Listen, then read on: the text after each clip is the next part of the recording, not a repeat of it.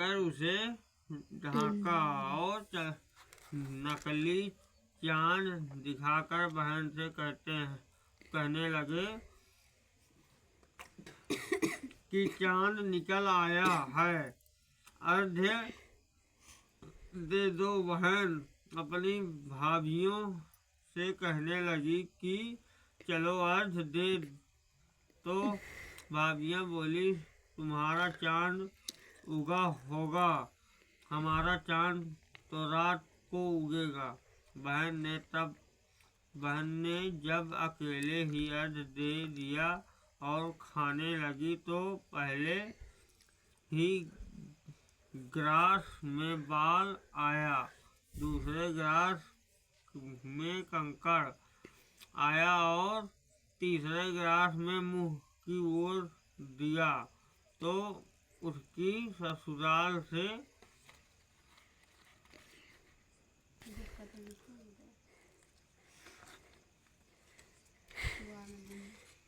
संदेशा आया कि उसका पति बहुत बीमार है, जल्दी भेजो। माँ ने जब लड़की को विदा किया तो कहा कि रास्ते में जो भी मिले तो उसे पाँव छूना और जो कोई सुहाग का आशीर्वाद दे उसके पल्ले में गांठ लगाकर उसे कुछ रुपए देना। बहन जब भाइयों से विदा हुई तो रास्ते में जो भी मिला उसने यही आशीष दिया कि तुम 7 भाइयों की बहन, तुम्हारे भाई सुखी रहें और तुम उनका सुख देखो। सुहाग का आशीष किसी ने भी नहीं दिया।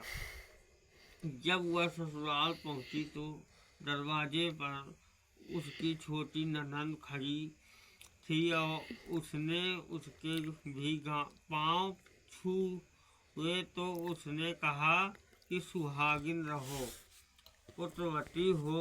तो उसने यह सुनकर पल्ले में गांठ बांधी और ननद को सोने का सिक्का दिया।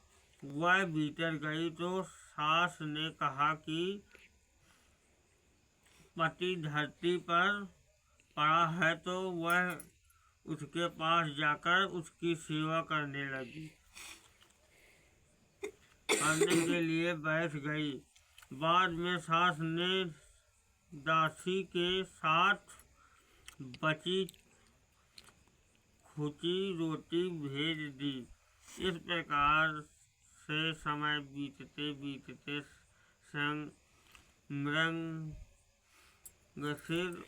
मार्गशीर्ष की चौथ आई तो चौक माता बोली छाड़े लड़का महू चली हम छाड़े भी यही है नहीं पाई रही मोसात नहीं मोसात पाई रही लगा ले के मार 2 जने पाई रही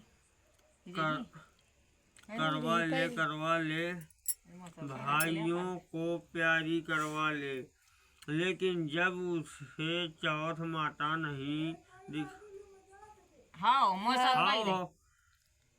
माता नहीं दिखाई दी तो वह बोली, हे माता जी, आपने मुझे उजाड़ा तो आप ही मेरा उद्धार करोगी, आपको मेरा सुहाग देना पड़ेगा। जब उसे चौक माता ने बताया कि पौष की चौथ आएगी, वह मेरे से बड़ी है, उसे ही सब कहना, वही तुम्हारा सुहाग वापस देगी। पौष की चौथ आकर चली गई, माघ की चली गई, फागुन की चली गई, चैत बैसाख जेठ आषाढ़ और श्रावण भादों की सभी चौथ आई और यही कहकर चली गई कि आगे वाली को कहना अश्विन मास की चौथ आई।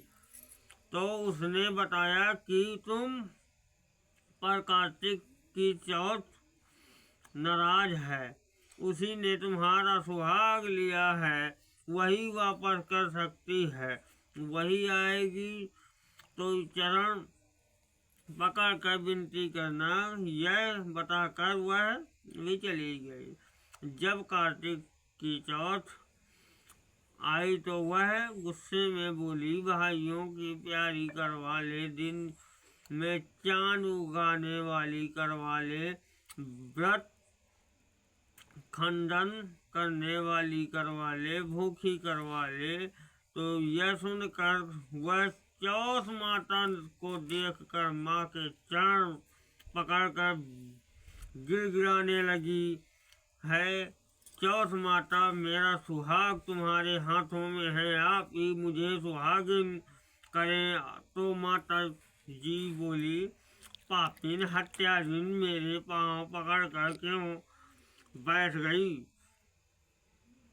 तब वह बोली कि जो मुझसे भूल हुई है उसे क्षमा कर दो। अब भूल नहीं करूंगी। तो चौथ माता ने प्रसन्न होकर आंखों से काजल नखूनों में से ले दी और टीके में से रोली लेकर छोटी उंगली से उसके आदमी पर छींट दिया। तो वह उठकर बैठ गया और बोला कि आज मैं बहुत सोया। वह बोली, क्या सोए? मुझे तो